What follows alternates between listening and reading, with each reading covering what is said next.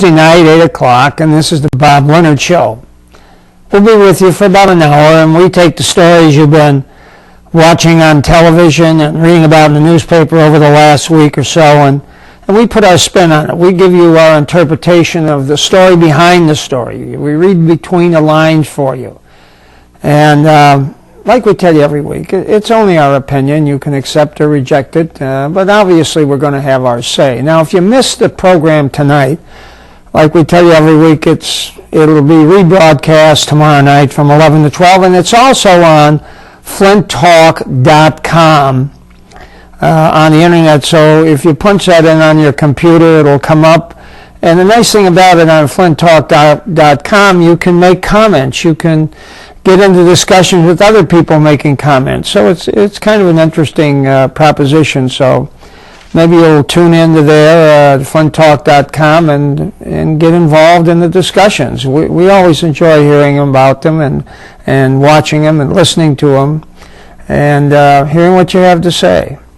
So, but anyway, tonight will be our last show until after the first of the year, and if Comcast has their way, we won't even be on after the first year. But whatever the case may be, if we're not on, listen, we've thoroughly enjoyed our 9 years with you here and coming in and talking about issues and giving you the background on some of these issues that you won't get from the mainstream press, obviously, because they don't spend the time checking things out. They just fit, like on television, just fill time. Once they fill the time, if it's through from at 9 o'clock in the morning, that's it generally for the day. And the newspapers have cut back so much on their reporters that they too, like television, are just taking handouts and printing it in the paper. There are some exceptions. The woman who covers City Hall and Ron Fonger who covers the county, they do a good job, and obviously that's helpful. But often they really wish they had opportunities to do more research, and as a result, sometimes things might slip by that you might hear about on this program that you won't hear anyplace else. That's the whole idea of the program. But, tonight we want to clear up a few loose ends that have caused, or that has come up in the news lately, that have raised questions in some of our viewers' mind. And we also, after we do this, we'll talk about some predictions that we're going to make for the coming year that might be interesting to you.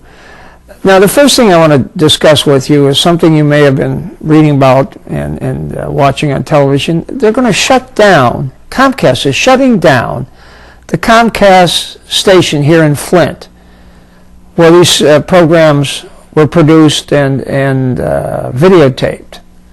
And for that matter, they're going to shut them down in all the urban areas throughout the entire state of Michigan. And this is a direct affront to all Comcast customers. When you buy Comcast, you buy it for certain channels, and I know a lot of people buy it to get the programs on Channel 17, and they're going to eliminate them. Now they say, well, we're really not going to eliminate them because we're just closing this studio. We're laying off the people out here who helped put these programs together, and you can bring your DVD, you put it on a DVD, produce it yourself, and bring it to Southfield, and we'll put it on. Now that whole idea is to kind of discourage you from doing that, because the law is that if you don't have 8 hours of cable programming every day, they can shut the cable network down. The public access network, they can close right down. And that's really what they want to do, in my opinion, because they might save some dollars. What do they care about you? But anyway, this effort to say, well, we're not closing it down, you can produce it yourself, you put it on a DVD and bring it down to Southfield or send it to us, whatever the case may be, and we'll put it on and pipe it up into Flint. What a terrible inconvenience. And, the expense of that is enormous. The whole idea of public access is to give people with little power and no money to get on television to tell their story about their positions on issues. They're going to lose that. Defeat the whole purpose of it. And they really don't care. Here, let me give you a brief history of Comcast here in Flint. See, the federal law requires each cable company to have a public access channel, except if you don't have 8 hours of program every day, then they can shut the whole thing down. They'd like to do that. Now, Comcast arrived in Flint 35, 40 years ago. And in order to get to people's homes, they had to get right-of-ways. And the city of Flint and Comcast came together that if Comcast pays the city a fee of 5% of their gross income and sets up and maintains a studio for public access shows, Comcast could use the city's right-of-way to set up their cable system. So that was done. And there was a contract entered into for about 20 years. And then they just renewed that a few years ago, the city of Flint and Comcast. Now, the concept of public access was to give local citizens an outlet for free to bring programming to the community that would not otherwise be available on commercial TV because of the cost. It gave a voice to people without power, and that way they could challenge the politicians, the government agencies, the union leaders, the business people, and others who had influence to call a press conference any time, to get on commercial television, because they would cover their press conference because they were the powerful people. Public Access TV, Channel 17, was established to give the other side of the story, to level the playing field. That's the whole idea of public access. You know, we know that over the years, and some of you have been watching for some time, watching this program for some time, that we've had some problems where they tried to get rid of us because of public or political pressure, because we were critical of certain politicians or agencies or whatever. But, you know, we prevailed because we went to court, and they had to allow us on at a reasonable time. Remember, they put us on like 1 o'clock in the morning, like saying, well, you know, we're not preventing them from being on, but who's watching? But the public access programming really has endured, despite all the obstacles that Comcast and others, politicians and others who didn't want us on or didn't want other programs on, were complaining about. Just recently, AT&T, who bought Verizon, jumped into the cable business, and here's how this thing started. And they ran to the state government and all the politicians down there with the sad story that they would help them, if they would help them get into the cable business in Comcast and other cables territories across the state, they could create competition and cause cable bills to go down. Do you really believe that? So our government, the governor, the state reps, the senators, bought into this and voided all the local contracts that I just mentioned to you with local government and their cable companies, like Comcast, and then the state government took over. So they voided the contracts where the Comcast was to provide these studios for public access programming. The idea again, free of charge, doesn't cost anything. Now, Comcast was really pissed off about this. So in retaliation for the state voiding the local government contracts, Comcast contracts, Comcast, to get even, pull the plug on public access studios. It's gone. This is it. This is our last program here. You know, the result has been citizens of Flint and Genesee County has lost their voice to challenge whatever power structure wants to feed us. You know, while we programmers can still produce our own shows and send them to Southfield for showing, for all intent and purposes, most of the programs will cease because the cost to hire someone to produce their programs with their, you know, they have to have their cameras and lighting and crews. The cost of that would be prohibitive to most public access programmers who in the past have used Comcast Studio here like this, free of charge. That's the idea of it. That was the concept that the Congress established when they gave Comcast the right to do these things. You know, you can thank both our state legislators and Comcast for what's happened here.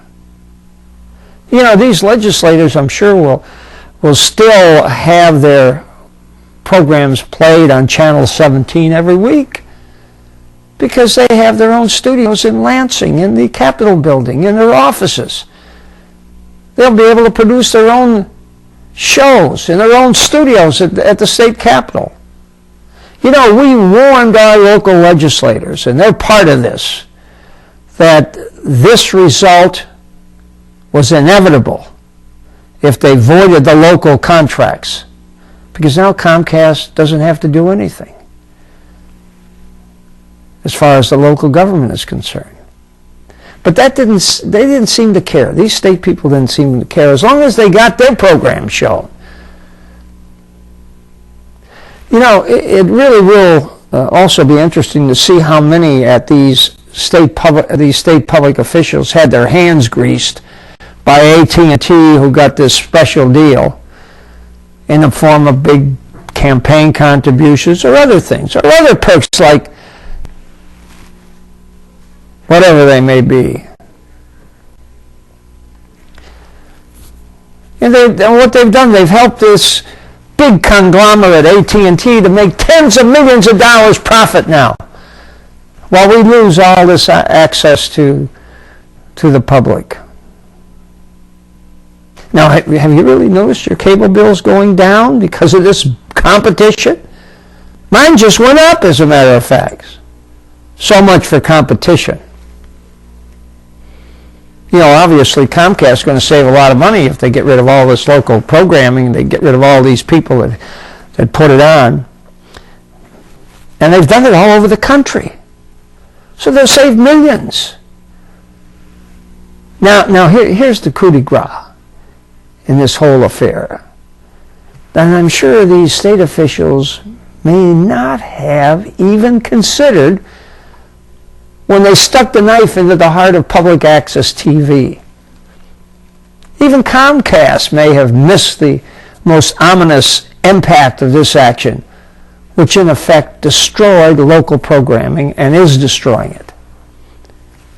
Keep this in mind. And this is it right here. 75 to 80% of local programming on Channel 17 are African American programs, which will disappear from cable TV. The African American community is a very loyal viewer of these and other Channel 17 programs. You know, I'm sure that, you know, the polling has shown that clearly. Now, this action by the legislators and Comcast results in a clear case of institutional racism. Listen to me, racism. This means that while the state legislators and Comcast may not have intended to commit an act of racism, the results speak for themselves. This phony legislator's idea of creating more competition and Comcast retaliation falls most heavily on the African American community because they lose their programming. First, the people can't pay the cost to put these programs on. This is by definition racism caused by an act of an institution. Here, the power of the state legislature, the powerful business organizations, Comcast, AT&T, their arbitrary and capricious action falls most heavily on the least powerful of all. When this right to be free to choose is unfairly taken away. Like I said, we think we're going to continue to put our program on. We probably can get it produced. We'll have to pay our own money for it as best we can. And then we'll submit it to Southfield. We have no idea what timing there is on this, what time we'll get on Comcast if they keep it, and if they get 8 hours of programming a day, which they need in order to keep Channel 17 operating. And I know they're hoping they're going to put every roadblock in a way to prevent that so they can eliminate it completely and reduce their costs even more. Well, keep that in mind. And incidentally, I talked about this discussion from time to time with on the internet on flinttalk.com. There's a fellow who goes by the nickname Last Time Here, who's on that internet all the time on our program, discussing the program. And he's very intelligent discussions, and that's the type of thing we'd like to hear. We want to hear not necessarily people rubber stamping and say, hey, that's great. If you have some criticism, we'd like to hear that too, and the best place to do it is on flinttalk.com, and we'll hear about it. In 9 years, let me go to the next subject here, broadcasting my program, usually once a week, we have never been sued but by one person, the notorious businessman Tom Gibran. Now listen to this. He sued me for slander on my program for telling you about his attempt to bribe Art Bush to stop Bush's investigation of Gibran for sexual assault of underage children. Can you believe that?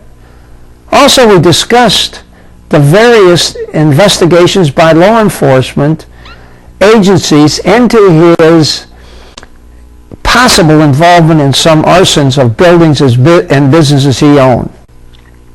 Keep in mind this one thing, this one issue that runs throughout the issue of slander. Truth is an absolute defense to any slander action. So now let's talk about what I said and decide whether it was truthful.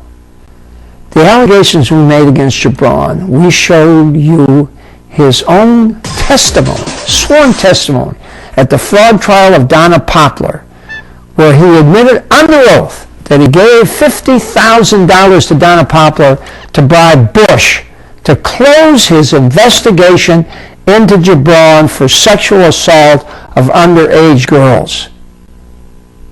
His own testimony. He testified he gave the money for that purpose. That's what we talked about. We said that. Is it true? Well, I guess it is. It's in the testimony. We also presented to you sworn statements of a young girl who appeared before Prosecutor Bush, Assistant Attorney General, 2 police officers investigating a case, and testified. She testified she had sexual relations with Gibran when she was 15 years of age and younger.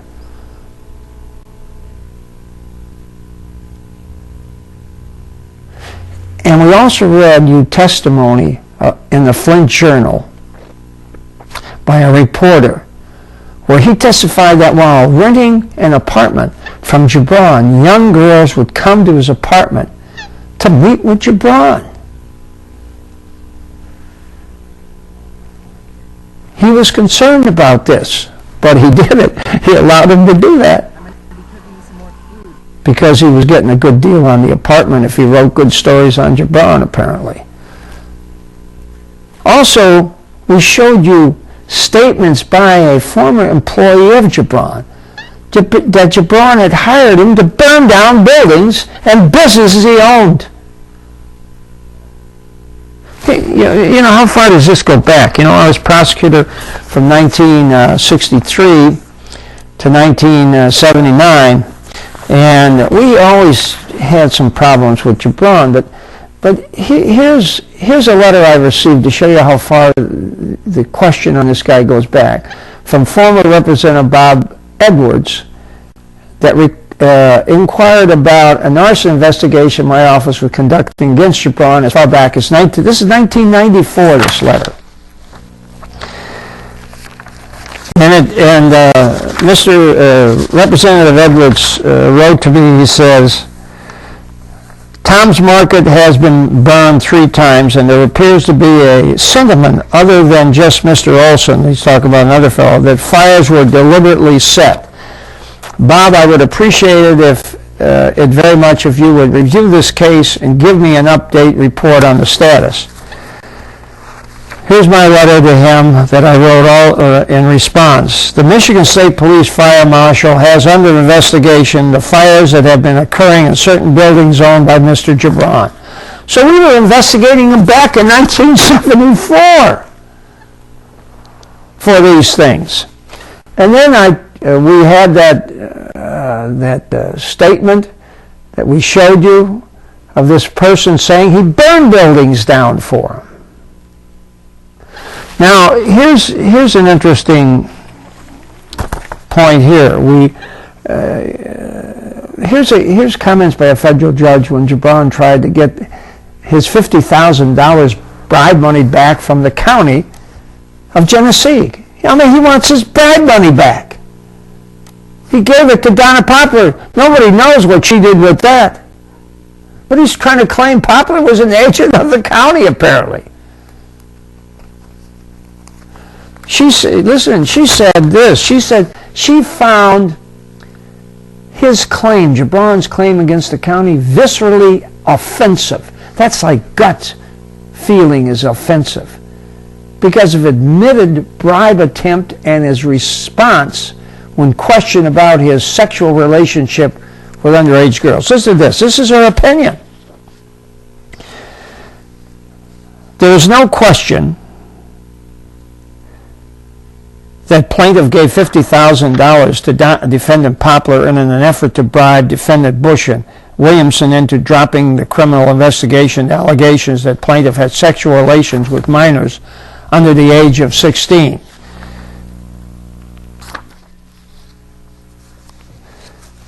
Now, this claim by Gibran against Bush and others was proven to be absolutely false. But anyway, here he is. He wants that case dropped. And listen to Gibran's own statement that the judge cites here. She says, interestingly, the married and now 74-year-old plaintiff does not admit that he had sexual relations with the minor, but listen to this, but does claim that the minor assured him she was 16 at the time of the alleged contact with me. He denies it, but he says, in case you believe her, she told me she was 16, which doesn't make any difference. Then this case goes on to say,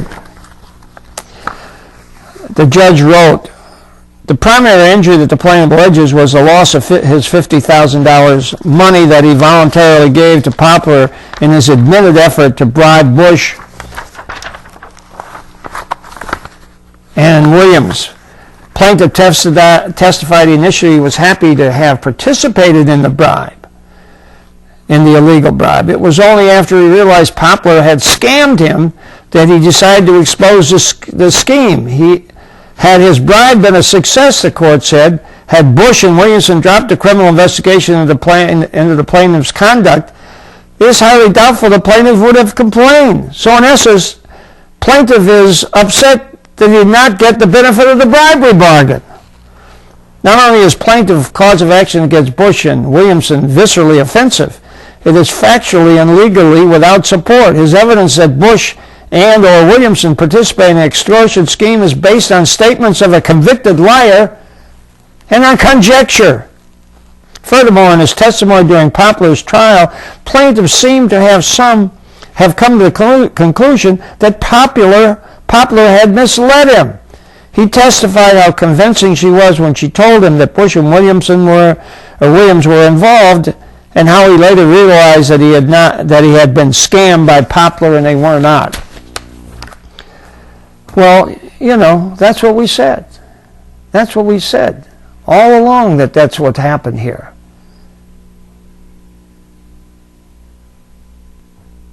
Anyway, to get what happened here is Gibran brought a slander suit against me in Genesee County Circuit Court here. It was back probably 2005.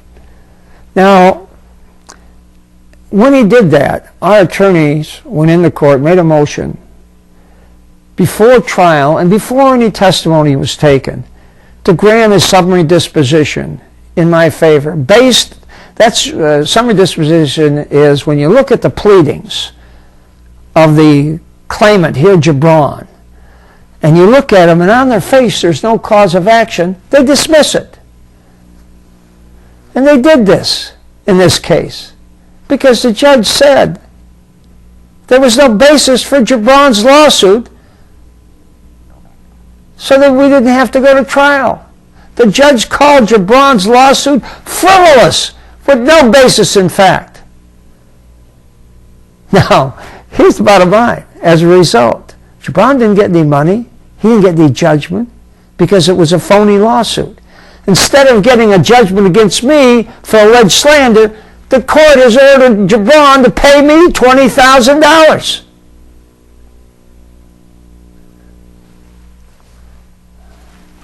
It's right here. It says,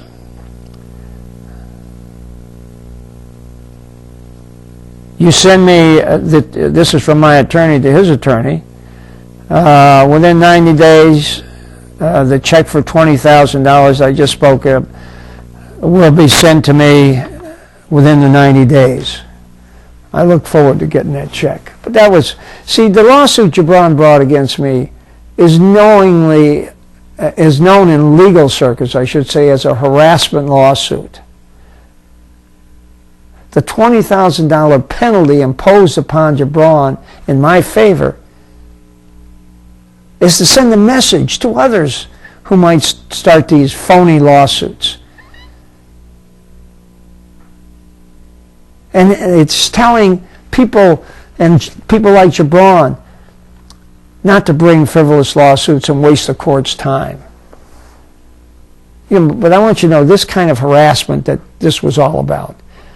I mean, he has all millions and millions. He testified he had $80 million in this, when he testified in a popular case that he was worth $80 million.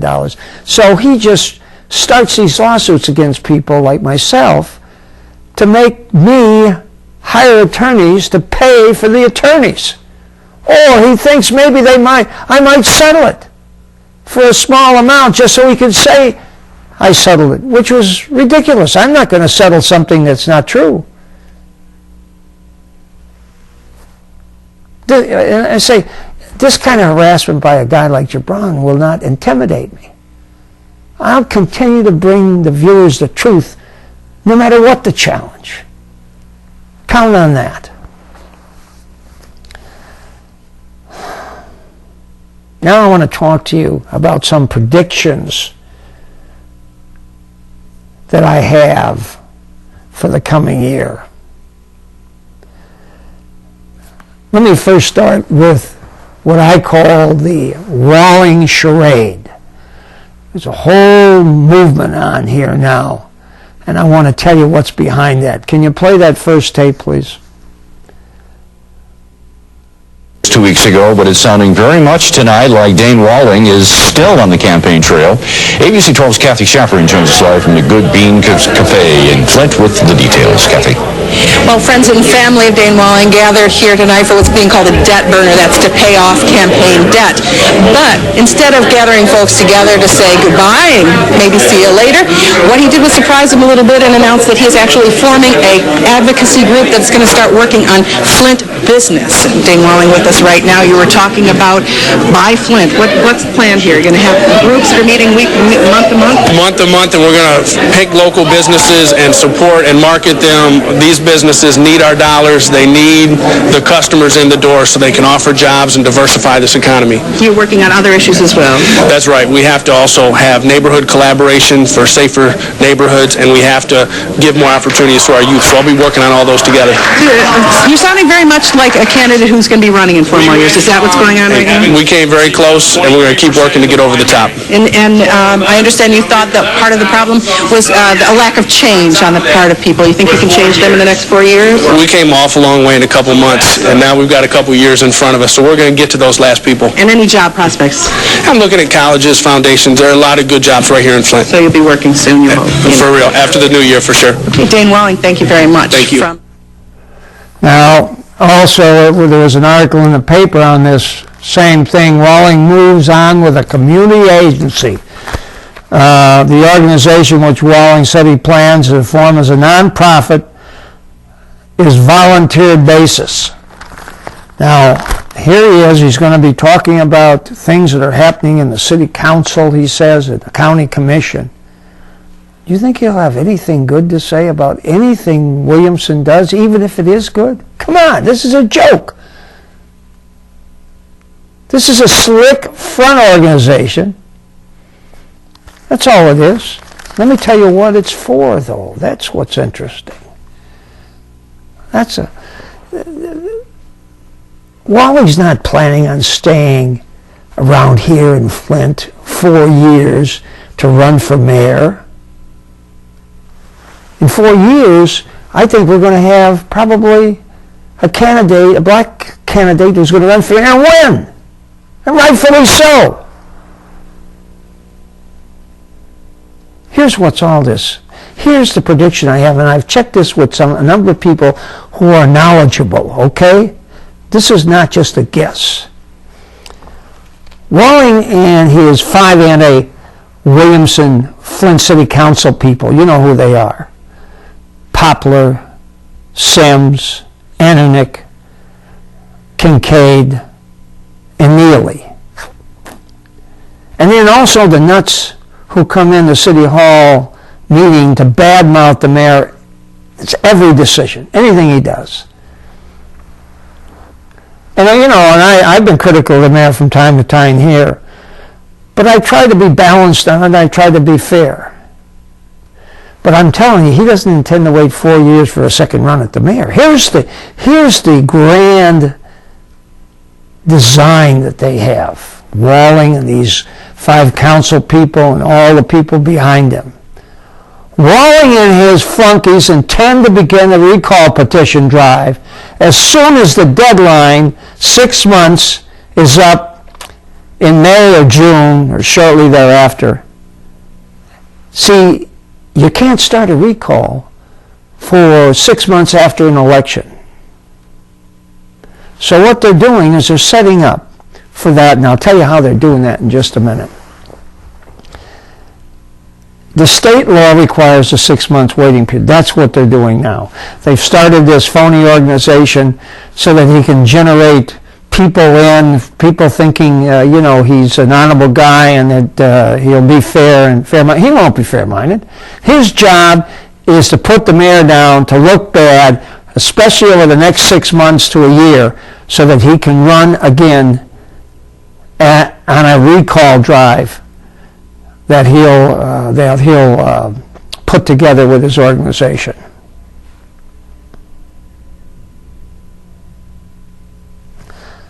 And all it takes is the group of people going out and getting petitions 6 months after. So you got to watch this. Now,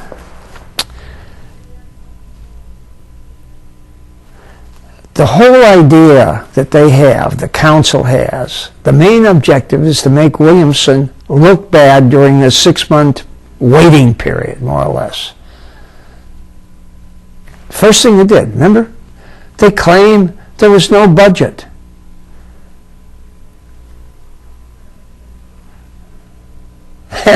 And the Flint City Attorney said there is a budget. And then they weren't satisfied with the opinion of the Flint City Attorney.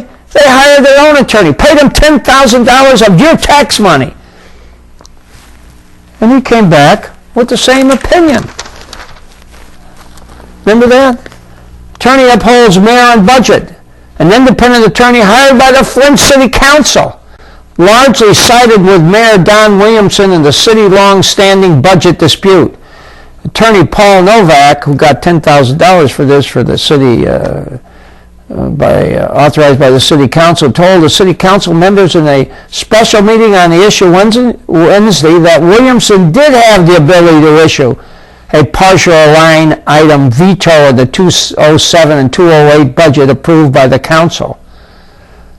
A majority of the city council members, that's 05, had disagreed because the mayors historically have vetoed the entire budget. Well, he decided he's not vetoing it because there was many things in there he was for and they were for. So he line item vetoed, and they said you couldn't do that. Their own attorneys they hired. The city attorney, this attorney they hired for $10,000. He said there is one. Then, just recently, the state treasurer says there is one. There is one.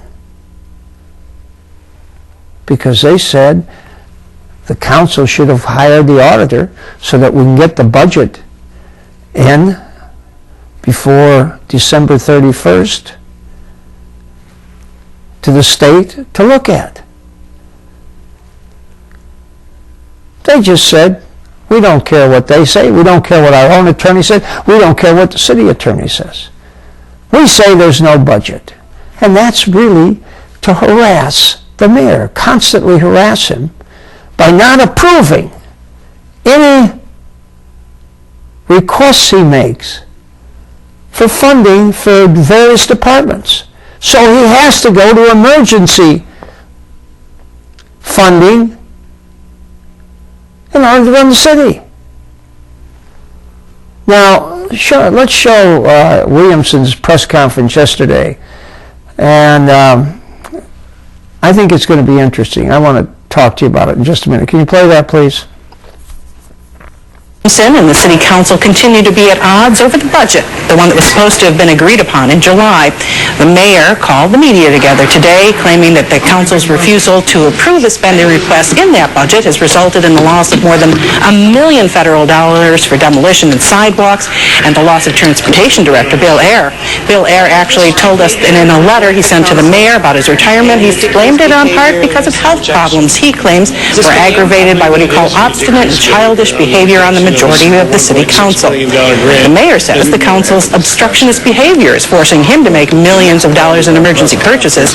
The council claims the mayor refuses to compromise on what they consider an illegal budget. Let me say this here.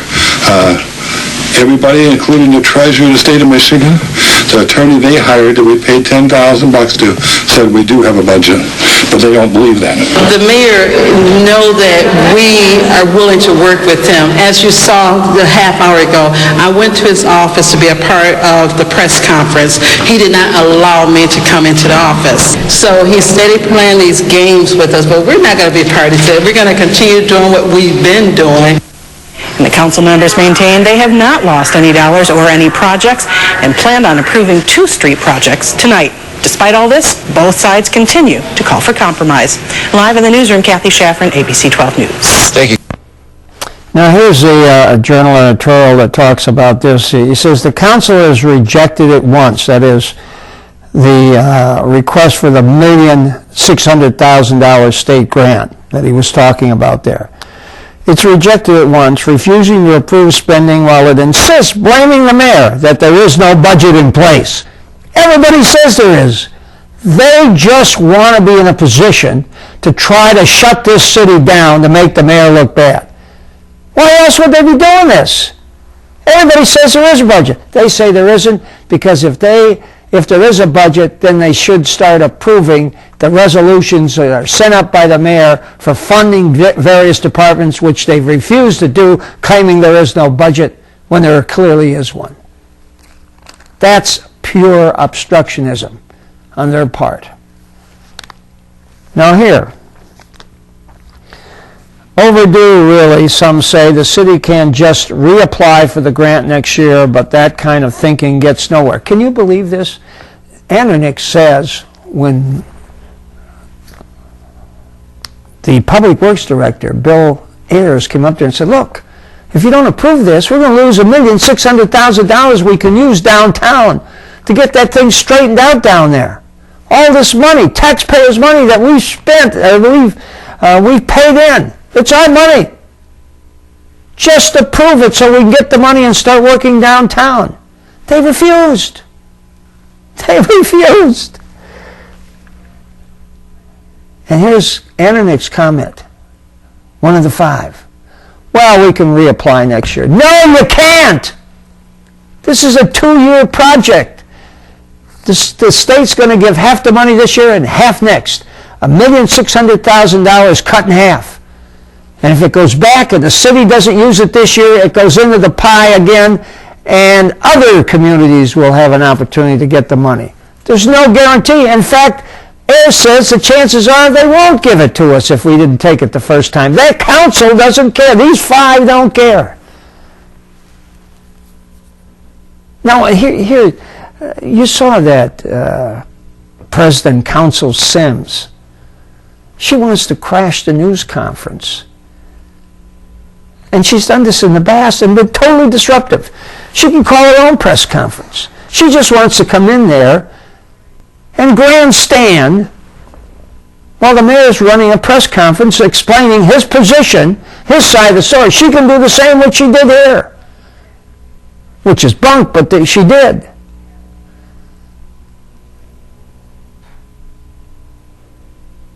Now, here's a woman who holds the second highest elective office in Flint, that is president of council, that has thumbed her nose at the Attorney General of the state of Michigan, at a circuit judge, even at the Court of Appeals, and Mayor Williamson, when she refuses to pay nearly $20,000 she owes the city taxpayers for illegally paying herself back pay nearly 3 years ago. She just, screw you, I'm not paying. This is your money. They've said it violates the Constitution to give money or to give any pay for retroactive work. It's illegal. Otherwise, every time a politician left office, he'd take half the treasury with him, saying, I've been working and all that, and years passed and I wasn't paid, so I want the money. They can't do that in the Constitution, but she did it. She talks about compromise and cooperation. She should take her own advice. And before she begins chastising others, she should pay back the taxpayers the $20,000 she stole from them when she illegally gave herself unconstitutional back pay of near $20,000. We've been waiting nearly 2 years since the court ordered her to pay it back, to no avail. Apparently the city attorney is getting ready to sue her and sue 3 other people, and we'll talk about that in a minute. Listen, this woman is a major player in disrupting the council's business before the election to help her candidate for Mayor Walling, Dane Walling. Doesn't say much about Walling's character when one of his main supporters has ripped off the city of Flint taxpayer to the tune of $20,000. Of course, when you consider his main supporters during this election campaign, Woodrow Stanley, Charles Winfrey, Donna Poplar, Eric Mays, Walling's acceptance of support shouldn't surprise you.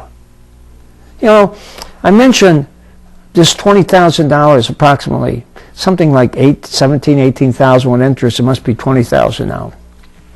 3 other people have not paid it back. 2 others who got the money paid it back. But Ed Taylor, who was beaten in the election, Johnny Coleman, who was beaten in the last election, and Mark Horgan, who didn't run, all received approximately the same thing, about $20,000 to the city. They say, screw it, we're not paying it. These are the people, along with Sims, and along with Neely, and along with those unholy 5 on the city council, who had that big meeting endorsing Walling. Here they were. Coleman, Taylor, Sims, Horgan, all owing the city taxpayers about $20,000, and they refused to pay. And that's the kind of support he had in this election from these kinds of people. Woodrow Stanley, Charles Winfrey, Donna Poplar, Eric Mays. What's that tell you about him? Now, so here we have these, as I mentioned, these 5 city council, anti-Williamson council people who say they can't get the mayor to cooperate. Now these 5 obstructionists say there is no budget, right? We said all these people say there is a budget. Does that show cooperation on their part? Now they want to get into the budget because they want to use up that surplus, because that surplus is a big plus for Williamson when he runs for any kind of an election for mayor. And they expect 6 months to a year they're going to be running against him with a recall effort. So they want to eliminate that as a budget thing. They want to spend the money on ridiculous things like fixing offices to look nice. City's going, for the first time in years, the last couple of years, has a surplus. Why do they want to spend it? Because they want him to look bad eventually when this recall starts. Well, you have all this going on. This 5 counties, these unholy 5 council members, continue to resist. And like I said, all this resistance by these members is to establish a phony issue to try and make Williamson look bad so they could help Walling and Stanley's expected recall effort 6 months to a year from now. In other words, let the citizens' problems go to hell. That's what these council people are saying. But you see, this council divisiveness has come home to roost.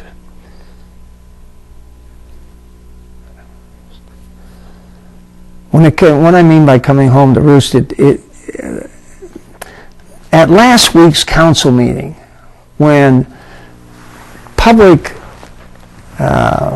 Works Director Bill Ayers told them, these 5 members, if they didn't approve the mayor's resolution accepting Michigan Department of Transportation $1.6 million money to help with the downtown, the one-way streets, the blue lights, we were going to lose the grant.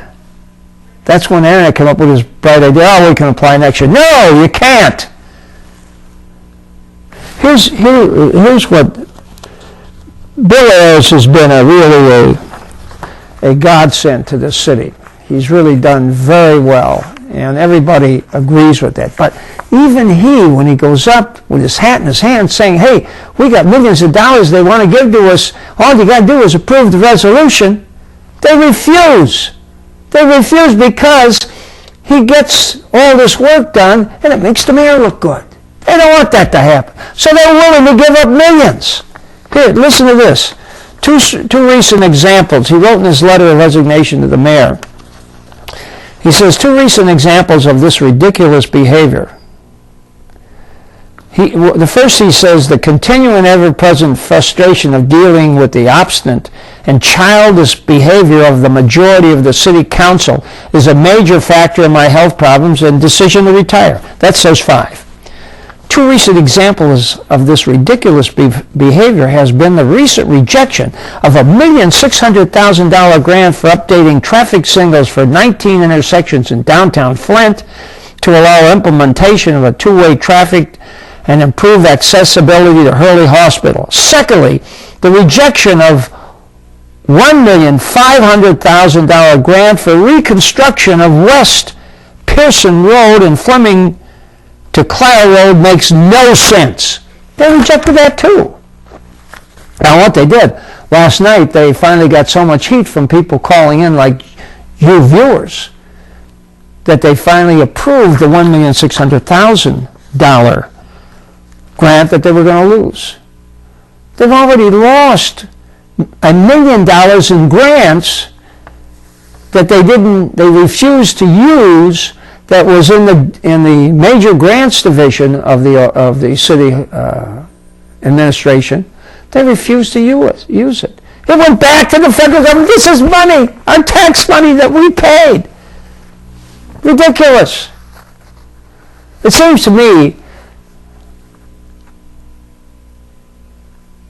that the 5 council people have their own agenda that doesn't coincide with the citizens of Flint.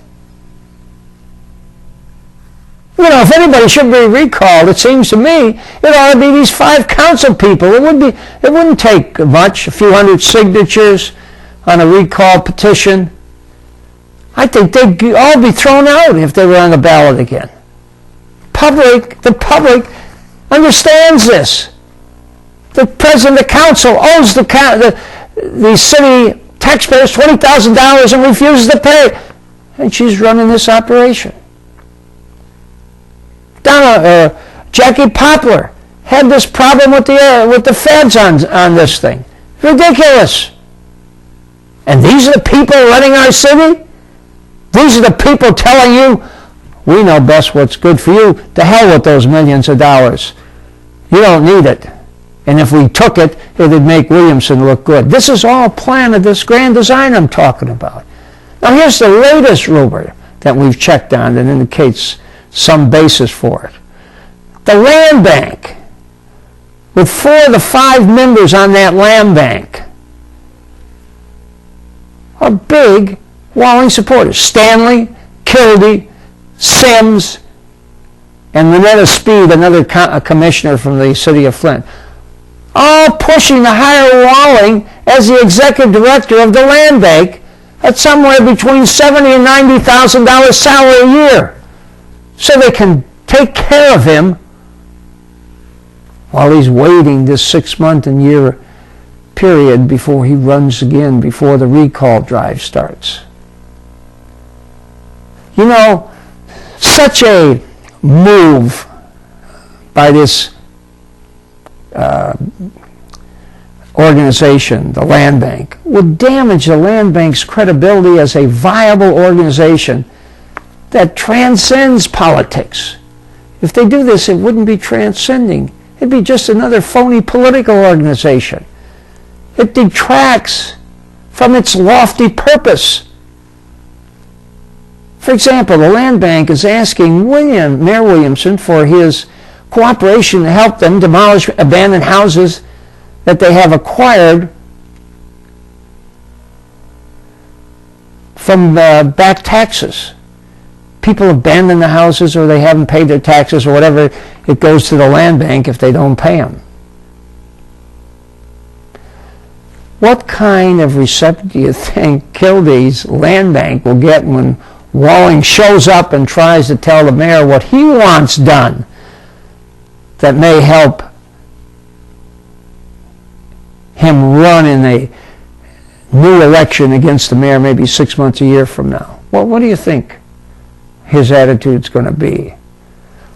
But these people on that land bank, even though it's best for the city to cooperate with the county, would put Walling in there and create this kind of confrontation. It's ridiculous. presently the land bank is over its head financially. You know, in order to absorb the cost, for example, of remodeling the Barrage Hotel and contemplating the same for the broken down Durant Hotel, the land bank, through the full faith and credit of the taxpayers of the county, had to borrow money by selling bonds. You know, who eventually do you think is going to be paying for these bonds? It's likely to be the taxpayers if the land bank can't get more money for these houses that they're taking back for back taxes because they've been abandoned. Who wants to buy them? Nobody. That's where the land bank was going to get some of its money, selling these houses they got back on taxes. But nobody's buying it. So they're having them torn down. You know, and there's going to be more of them. Here, you saw this article, I think that was in the Journal this past week. Well, I thought I had it. But anyway, it talks about the number of houses that need to be demolished, and it's increasing much more than what is being demolished. In other words, more and more houses are going back for taxes than they're demolishing. The result is they have a backlog of houses that they can't pay for, and they can't use. They can't sell. This is, you know, the new problem with overextended credit, mortgage foreclosures, slum landlords. All of these people contribute to the problem here. All of this is likely to put the land bank deeper into debt, and that's not good. And then we want the city and the county to cooperate. They better give some thought about who they hire in that job.